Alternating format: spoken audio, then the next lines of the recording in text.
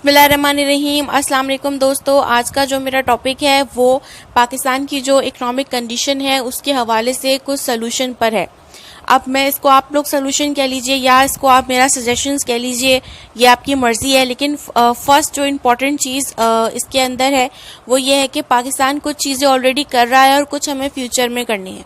पहली चीज़ है रिसेशन। इस वक्त पाकिस्तान में रिसेशन आया हुआ है। आपकी नॉलेज के लिए ये सुनना जानना काफ़ी है कि पाकिस्तान जो रिसेशन से गुजर रहा है, तो ये रिसेशन जो है ये कारोबार में मंदी, जॉब्स का ना होना या लोगों तक इतनी पैसे का ना होना, उनकी इतनी परचेजिंग पावर का ना होना कि वो अपनी ज़रूरियात ज़िंदगी की अशिया खरीद सकें, ये रिसेशन कहलाता है। अब फॉर एग्जाम्पल कि इस पर गवर्नमेंट क्या कर रही है, वो कैश फ्लो कर रही है, वो फंड ट्रांसफ़र कर रही है ऐसे तबके तक जिसको ज़रूरत है। अब ये जो तबका है ना, लोअर मिडिल क्लास तबका, ये कभी भी पैसे बैंक में नहीं रखता, ये कभी भी आपको सेविंग की तरफ नहीं जाएगा, क्योंकि इनको इमीडिएट ज़रूरियात होती हैं। फौरी तौर पे आटा चाहिए, दालें चाहिए, चावल चाहिए, ये दुकान पे जाएंगे, दुकानदार ऑटोमेटिक डिमांड क्रिएट होगी, रिटेलर से कांटेक्ट करेगा, रिटेलर मिल से कांटेक्ट करेगा। तो इन तमाम चीज़ों में रिटेलर को ट्रांसपोर्ट का बंदोबस्त करना है, ड्राइवर का बंदोबस्त करना है, उसमें पेट्रोल डलेगा गाड़ी में, मतलब तेज़ी से जो पैसा है वो एक से दूसरे हाथ में जाएगा और कैश फ्लो होगा। तो ये जो पैसे का जो ये चक्कर है, जब ये कम चलता है तो रिसेशन जो है वो खुद ब खुद अपना जोर तोड़ने लगता है, लोगों को जॉब्स क्रिएट होने लगती हैं और रिसेशन जो है वो अपना जोर कम उसका होने लगता है। तो गवर्नमेंट एक तो ये बहुत अच्छा स्टेप कर रही है। अब दूसरा, अगर हमें आगे जाके दुनिया का मुकाबला करना है तो हमें मास प्रोडक्शन पे तवज्जो देनी होगी। अब मास प्रोडक्शन क्या चीज़ होती है? एक चीज़ को बड़ी मिकदार में बनाना। जैसे आपने फॉर एग्जांपल अब कोरोना की वैक्सीन आ रही है।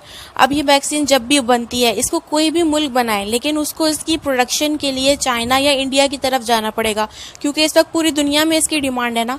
तो एक मुल्क कितना बना लेगा ये वैक्सीन, कितनी आप तादाद में पैदा कर लेंगे?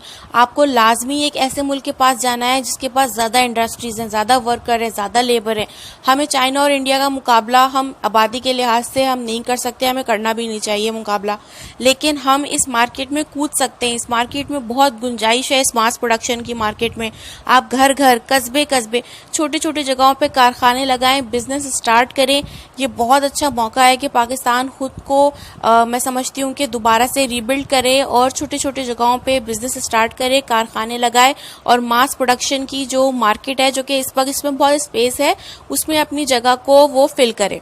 तीसरी जो छोटे कारोबार के हवाले से स्टेट बैंक ने स्कीम निकाली थी, वो बहुत अच्छी स्कीम थी, लेकिन अब ये वक्त आ गया है कि उस स्कीम से ज़्यादा अब आप लोगों को इंगेज करें। आप जैसे आपने एक्सपोर्टर्स को सहूलियात दी हुई थी कि ठीक है आपकी परफॉर्मेंस का ग्राफ जो है वो हमने उसको हम उस तरह में जांचेंगे नहीं, बहुत अच्छी बात है, लेकिन अब आप इनसे डायरेक्टली कांटेक्ट में आएँ, इनको बिजनेस के हवाले से कॉन्फिडेंस दें, इनको इस बात पे कॉन्फिडेंस दें कि ये आपकी स्कीम से फ़ायदा उठाएं और ये अपने वर्कर्स की तनख्वाहें अदा करें। जैसे कारोबार खुल भी गए तो अब इनको ये एतमाद दें कि देखिए आहिस्ता आहिस्ता एक्सपोर्ट भी होगी, आहिस्ता आहिस्ता चीज़ें भी होंगी, और जो कंपनीज़ हैं उनको आप इस वक्त जिस चीज़ की ज़रूरत है, दुनिया में मास्क है, वेंटिलेटर है, अफ्रीका की बहुत बड़ी मार्केट इस वक्त खाली है, आप उनको टारगेट कर सकते हैं, आप उनको टारगेट करके वहाँ पर चीज़ें भिजवा सकते हैं। आप इन कंपनीज़ को कहें कि अपना रुख मोड़ें और जिसके लिए इन्हें कॉन्फिडेंस की ज़रूरत है वो आप इन्हें दें। और ये जो छोटे छोटे कारोबार हैं, जो बड़े कारोबार हैं, इन सबको इंगेज करने की बहुत ज़रूरत है। इसके लिए स्टेट बैंक को बुनियादी किरदार अदा करना होगा।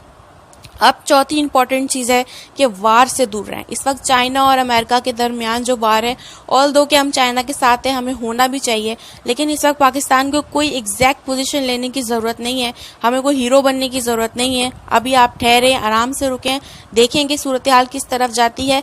अपने वर्कर को कॉन्फिडेंस दें, अपने बिजनेस को कॉन्फिडेंस दें और कोशिश ये करें कि जो पाकिस्तानी इस वक्त बाहर से भी आ रहे हैं तो ये अब जॉबलेस होके आ रहे हैं, ये जो बैरूनी मुल्क से पाकिस्तानी आ रहे हैं, तो अब आपको ये देखना है कि बजाय आप इधर उधर वार में पढ़ने के और कोई एक पोजीशन लेने के, आपको इन वर्कर्स को कहीं खपाना है। तो आपने कोई पोजीशन नहीं लेनी है, आपने इस वक्त अपनी डिप्लोमेसी को बहुत स्ट्रांग रखना है और अपने जो बिजनेसमैन है उसका कॉन्फिडेंस आपने ख़राब नहीं होने देना है। ये एक छोटा सा तज़किया था और ये मैंने कोशिश करी कि मैं आपको पाकिस्तान की जो सूरत हाल है उसके हवाले से कुछ सोल्यूशन देने की भी कोशिश करूं और सिर्फ तनकीद ना करूं। ऑल्दो कि गवर्नमेंट बहुत अच्छा काम कर रही है इस वक्त, लेकिन बहुत सारी जगहों पे बहुत ज़्यादा नाअहली है, उसको भी दूर करने की ज़रूरत है। ये जो वबा है ना, इसका डर जो है ना वो लोगों के अंदर से अब निकालने की ज़रूरत है। जब कारोबार खोल रहे हैं तो कॉन्फिडेंस से कारोबार खोलें और तमाम लोग सोशल डिस्टेंस के साथ, एहतियात के साथ काम करें, इस चीज़ को नाफिज करें, फोर्स डिसिप्लिन को नाफिज करें। Thank you so much for watching my